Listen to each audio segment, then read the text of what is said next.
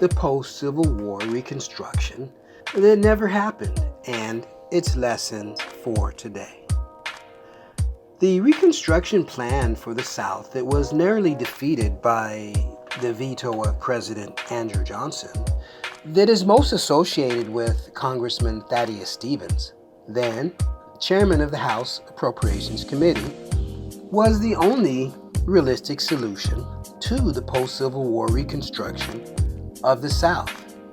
Stevens proposed to confiscate the larger portion of the estates of the largest 70,000 landholders who owned more than 200 acres to be distributed in plots of 40 acres to the freed slaves and the landless whites who were willing to accept an end to the rebellion of the South.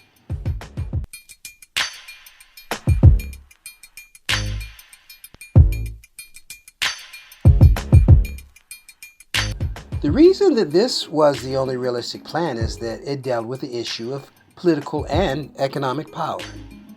The South resembled much more a feudal European society, where the planter aristocracy considered itself on par with the aristocracies and oligarchies of Europe. The poor uneducated whites were the serfs and the blacks were the slaves.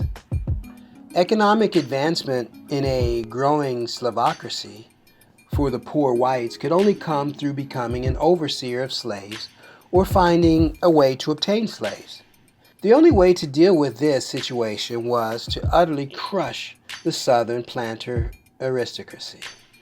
Not doing so led to the return of the same system enforced by the judicial branch of the Ku Klux Klan and the Southern jurisdiction of the Scottish Rite Freemasons.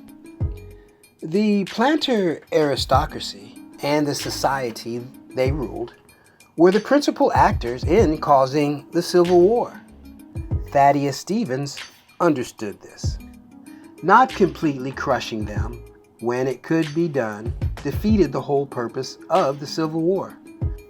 The freedmen would have had owned the land and their industriousness as agriculturalists without the leeches of overseers, and the planter aristocracy would have led to a vastly different and productive outcome.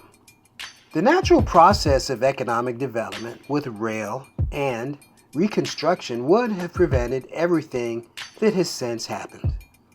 By putting the South under military jurisdiction and denying the pro-Confederate part of the population the right to participate in politics was one thing, but not crushing the planter aristocracy was unforgivable, and ultimately led to the whole lost cause nostalgia problem that should never have occurred.